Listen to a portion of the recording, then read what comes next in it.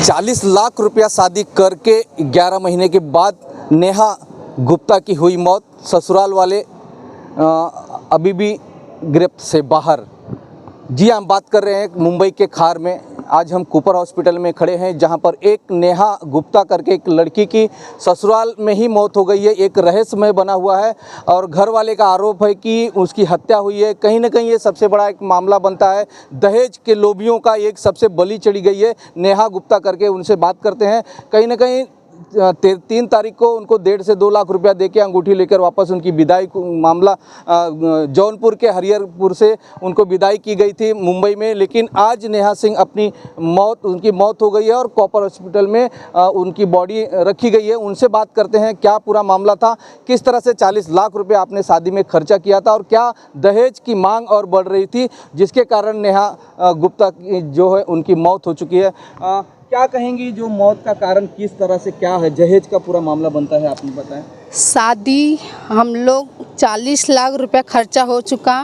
पूरा सामान जितनी शादी में रकम चढ़ी थी पूरी रकम 2 मंगलसूत्र बड़ा वाला, हार, बाजूबंद, मंटिका सब हम लोग अपने तरफ से चढ़ाए थे।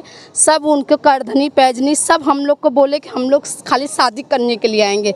हम लोग उसके लिए भी तैयार हो गए। चलो अच्छा घर दुआर है, अच्छे घर से अकेले लड़का है, उसके जायदाद है इतना, वो अच्छे से रहेगी, अपना खुशी से रहेगी। हम लोग इतना दे लेते। हम लोग को सोना चांदी के दुकान था। इसकी खुशी के मारे एक ननद थी, हम लोग इसकी खुशी के मारे उनको दिया गए थे कि रहे जहाँ रहे वो पहने ओढ़े हर जगह अच्छे से दिखे।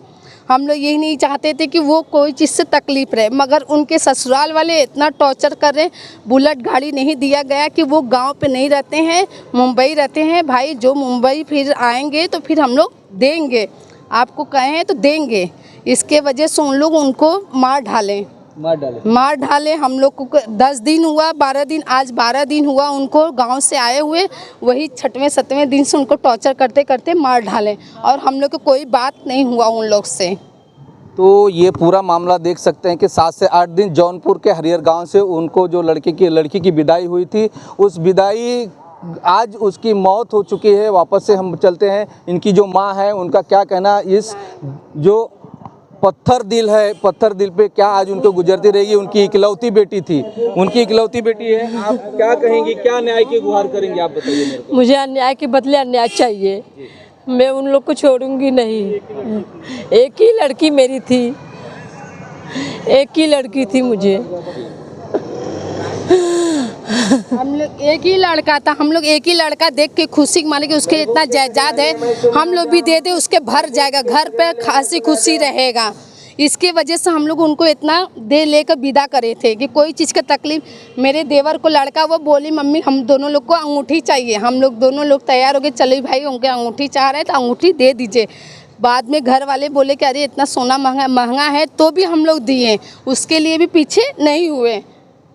तो आप देख सकते हैं कि इतना दहेज के जो लोभियों हैं उनको आज 40 लाख रुपया प्लस 1.5 लाख रुपया खर्चा करके 9 दिन का विदाई करके लेके आए।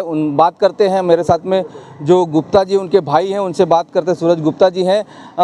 सर पूरा मामला आप ज़रा तफसील से बताएंगे। उनके गांव का जो लड़का आपकी बहन ससुराल थी, उनका गांव कौन सा था और यहाँ कहाँ रहते थे, वो पूरा मामला आप बताइए। उनका घर है चौरी बाज़ार, लच्छापुर, जिला भदोही, और मैं रहने वाला हूँ हरिहरपुर जौनपुर से। वो लोग गांव में आके शादी किए और हम लोग गांव से ही शादी किए थे। और इसके बाद क्या हुआ कि हम लोग 16 नवंबर को शादी था और आज 11 महीना हुआ। आज 16 तारीख को ही शादी था, 16 नवंबर को, आज 16 अक्टूबर है, 1 महीना बाकी है। मतलब साल भर होने के लिए 1 महीना बाकी है और उसी में ये खेल हो गया। इसी में ये सब हो गया। हम लोग को सूचना भी नहीं मिला और ये सब हो गया। सुबह हम लोग को पता चला, उनके बगल में फ़ोन किए तो वो बताए, ये फ़ोन किए कि रिंकी का नेहा का तबीयत नहीं सही है और इनका दांत बैठ गया है, आप लोग आ जाइए। तो ये इन लोगों को और पहले फ़ोन करना चाहिए था ना। मतलब इन लोग क्या किए उनके बीच में हम लोग तो जानते नहीं। हम लोग को जानकारी भी देना चाहिए ना कि आपके सिस्टर का तबीयत नहीं सही है, आइए। हम लोग रात में ही आ जाते हैं। तो ऐसा ये लोग प्रताड़ित किए हैं। अब इसके लिए आगे कार्रवाई की जाए। कहीं न कहीं पूरे परिजन की कार्रवाई की मांग है मुंबई पुलिस से। और एक पूरा मामला था, एक केस और बना है और एक पूरा मामला और है, आइए बात करते फिर से। सर। इसके पहले इसका बीच में मचमच हुआ था, तो हम लोग मुंबई आए थे, मेरे पापा आए थे, मेरे भाई आए थे, मेरी मम्मी आई थी। तो बीच में मेरी जो सिस्टर वो प्रेग्नेंट हो गई थी। तो प्रेग्नेंट थी तो ये दवा अरविंद जो था ये दवा खिलाता था उसको, पानी में या जूस में, बाहर से जूस लेके आता था, उसमें दवा डाल के खिलाता था। और बियर भी पिलाता था मेरे सिस्टर को। इस बार घर पे गई तो बोली कि हमको बियर भी पिलाते। चिकन भी नहीं खाती थी, सब एकदम शाकाहारी थी, लेकिन ये ज़बरदस्ती उसके मुंह में चिकन भी खिलाता था और बियर भी पिलाया उसको।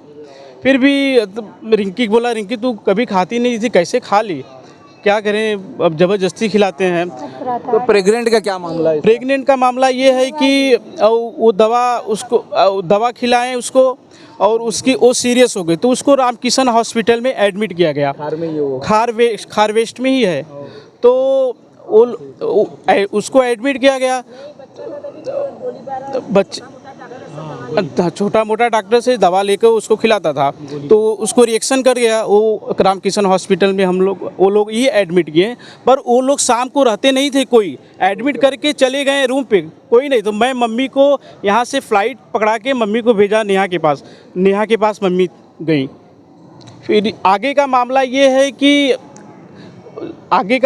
है कि जब उसको एडमिट थी तो घर वाले भी नहीं आते थे देखने के लिए। कहीं ना कहीं पूरा सिस्टम एकदम मतलब टॉर्चर किया जाता था उसको, टॉर्चर किया गया था। मैं मम्मी से कहता था, मम्मी हमको वहाँ पे शादी नहीं जमा, वो अब मम्मी वहाँ पे छोड़ दीजिए। लेकिन हम लोग गांव में इज्जत बचाने के लिए हम लोग कि चलिए जाने दीजिए, आगे हो सकता है सलट सकता है।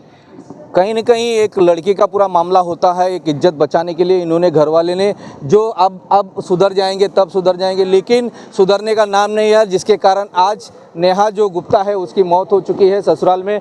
क्या कहेंगे आप सर इसके बारे में? मेरा नाम सुरेंद्र गुप्ता है। ये मेरी सिस्टर है साधना गुप्ता। तो वो तो अभी उसको 11 मंथ हो चुका है और आज उसका डेथ हो चुका है। ये प्रॉपर फुल्ली हरासमेंट है, डाउरी है, पूरा उसको जायदाद के लिए पूरा ये किया हुआ है। हम लालबाग के टाइम पे मिले थे जब मेरी दीदी और सब लोग, जीजा लोग सब लोग आए थे। उस टाइम पे भी उसको देख के लग रहा था कि उस टाइम पे भी उसको हरासमेंट वगैरह किया है। क्यों उस टाइम पे जब हम लोग आए, हम फैमिली पूरा घूमने वगैरह के लिए जा रहे थे, तो वो हमको मरीन ड्राइव भी नहीं लेके जाने दिया, ना वो लालबाग प्रॉपर दर्शन करने दे रहा था। उस टाइम पे भी बहुत सारा प्रॉब्लम हुआ था। वो इतना उसको दबा के रखता था। अगर नहीं भी बोलना चाहूँ तो एक चीज़ें मैं आपको बता सकता हूँ। अगर कोई कपल भी है तो वो उसका हाथ पकड़ के चलेगा। वो उसको चिमटी लिया है उस टाइम पे, ये चीज़ मैं नोटिस किया हो, तो ये मैं बोलना चाहता था। सेकंड चीज़ ये, कोई इंसान अगर कोई कितना भी मारेगा तो मार के थक जाता है कि मैं क्यों मारूँ उसको, उसके अंदर वो दिल नहीं है, उसको उसके वाइफ से कोई मतलब नहीं था। सेकंड चीज़, खाली दहेज से मतलब था उसको, सिर्फ डाउरी से मतलब था, दहेज से मतलब था। यहाँ पे 40 लाख रुपीज़ कोई छोटी अमाउंट नहीं होती। मिडिल क्लास फैमिली अगर अपनी लड़की के लिए 40 लाख रुपीज़ डाल रहा है तो कोई छोटा मोटा अमाउंट तो है नहीं, ठीक है। तो अगर वो खुद कर रहे, जो उसका डिमांड था, फैमिली को, माँ बाप को जो लग रहा था उन्होंने किया, वो उनको दे रहे थे। उन्होंने बोला बुलेट, उन्होंने मना नहीं किया कि हम बुलेट नहीं देंगे करके, हम आपको दे देंगे 10 to 15 डेज़। इतना तो इंसान में सब्र होता है कि हम 10 to 15 डेज़ रुक सकते हैं। अगर वो चीज़ भी सब्र नहीं कर रहे, ठीक है, वो सब ओके। 3 तारीख को उसका टिकट था, 4 को मुंबई में आई, 5 तारीख से उसको कंटिन्यू टॉर्चर कर रहे, 7 डेज़ उसको इतना मारा है कि, और इतना भी है कि किसी इंसान को इतना भी मत टॉर्चर करो कि उसको अपने ही फैमिली से बात करने के लिए फ़ोन स्पीकर पे रखना पड़े, ठीक है। सेकेंड चीज़ अब ये आता है कि अगर उसने इतना सब कुछ कर दिया, इतना वो सब कर दिया, हमको उससे कुछ भी मतलब नहीं है, हमको जस्टिस चाहिए।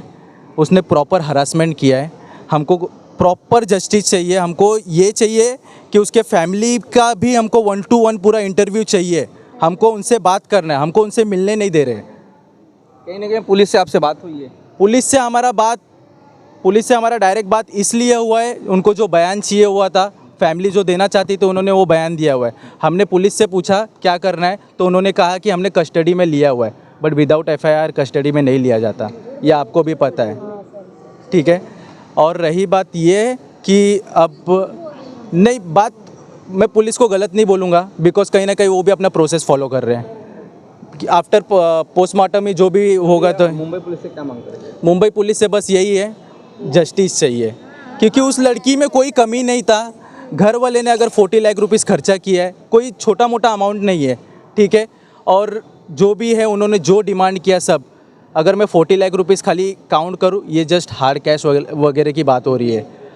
अगर मैं सोना का बात करूँ तो अगर ये सब अगर मैं काउंट करूँगा तो 70-80 लाख रुपीस चले जाएगा। करोड़ लगभग खर्चा हो गया। हाँ, 1 करोड़ रुपए, 1 करोड़ लगभग हो गया। अगर मैं अभी उनको जो रिंग की बात कर रहे हैं वो रिंग नहीं बोलेंगे तो भी तो 1.5-2 लाख रुपए का रिंग होगा वो।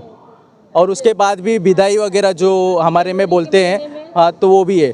सी वॉज प्रेग्नेंट ऑफ 2 मंथ, वो 2 महीने की प्रेग्नेंट थी, उसका बच्चा गिरा दिया है।